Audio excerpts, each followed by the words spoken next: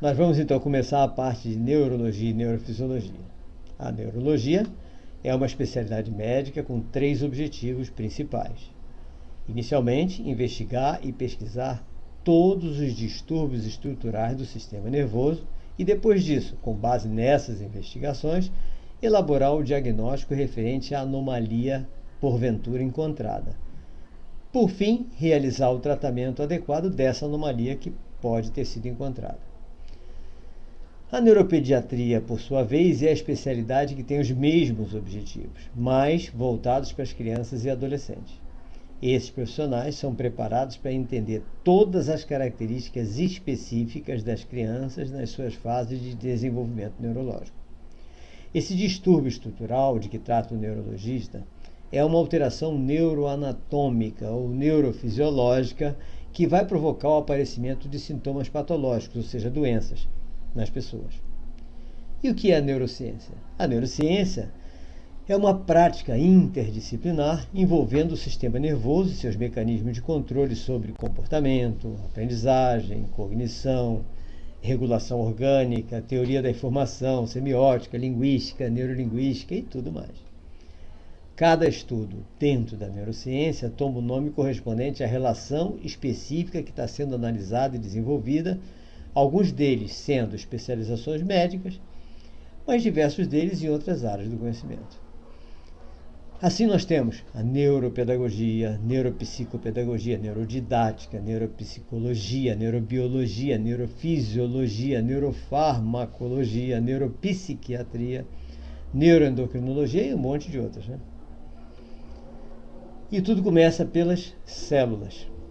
Para entender um pouco de neurofisiologia e neurociência, nós temos que entender alguma coisa sobre as células, já que um dos seus tipos, a célula neural, ou seja, o neurônio, é a base de todo o nosso estudo neurocientífico. Todos os estudos na área do microcosmo apontam para a possibilidade de cada célula encerrar dentro de si mesma a incógnita de um infinito universo interior. A comparação com o universo exterior também é possível, embora no âmbito das especulações filosóficas, das extrapolações científicas. Sabemos apenas que a célula é a unidade viva básica do organismo e que somam 75 a 100 trilhões no nosso organismo. Há um número menor calculado por institutos de Israel, mas eu continuo utilizando esse, tá? Elas se diferenciam tanto pela função que exercem como pela sua forma. Todas, entretanto, possuem características comuns, como a combinação do oxigênio com carboidrato, lipídio ou proteína para liberar a energia necessária ao desempenho da sua função celular. Cada célula é uma usina de energia. No sentido básico biológico celular, fisiologicamente, as células compõem-se de uma série de coisas, que não é bem para o nosso estudo, é mais para o estudo biológico, que é a membrana plasmática, a membrana nuclear, retículo endoplasmático, liso e rugoso, mitocôndrias, lisossomo, aparelho de Golgi, centríolo, cílios, microtúbulos, citoesqueleto interno, citoplasma, cromatina, ribossomo, nucleolo, núcleo, microvilosidade, gotícula de lipídio, glândula secretor, ou seja, e o glândula secretor, que são as substâncias químicas e as estruturas físicas adequadas ao seu funcionamento. Mas isso é para o estudo biológico. Para o nosso estudo, não precisamos entrar nesses detalhes. Agora, essas substâncias químicas, que são os elementos constituintes da célula, são, por sua vez, compostas de água, eletrólitos, proteínas, lipídios, carboidratos, que esse conjunto é chamado de protoplasma. E as estruturas físicas essenciais para que as substâncias químicas realizem seu trabalho chamam-se organelas, que são altamente organizadas. Já que estamos falando das células e da sua importância, agora vamos ver quem somos nós. Então, analisando bem friamente, agora é o que mais nos interessa, nós não somos nada mais do que um conjunto de, digamos, 100 trilhões de elementos vivos, que são as células.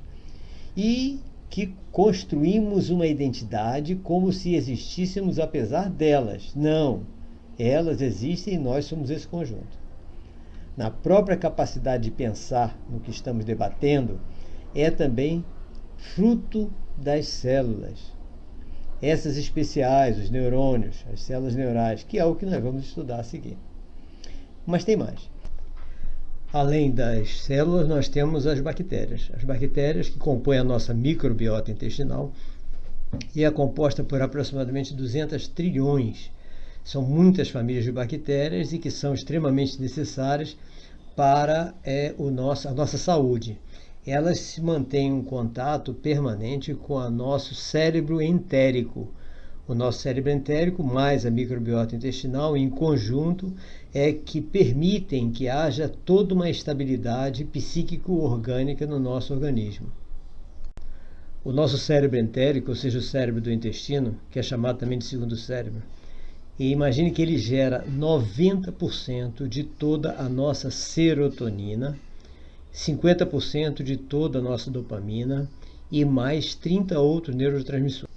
E vejam nesse quadro o que significa isso. Para o amor, nós temos que ter 100% de tudo: dopamina, serotonina e ocitocina. Para a felicidade, nós temos que ter tudo repleto de serotonina, um pouco de ocitocina, um pouco de dopamina. E para a depressão, se nós tivermos mais dopamina do que tudo, a gente entra em depressão. Então vejam, o cérebro entérico é quem garante tanto a serotonina como a dopamina e os outros neurotransmissores. Então ele é super importante para todo o nosso equilíbrio. Isso é básico. Esse cérebro, então, que é o chamado segundo cérebro, é um dos nossos 3 cérebros. Mais tarde, em outras oportunidades, nós vamos conversar sobre o terceiro cérebro, que é o cérebro cardíaco. Então nós temos o cérebro craniano, o cérebro entérico e o cérebro cardíaco. Então, em seguida nós vamos ver a memória no DNA de cada célula.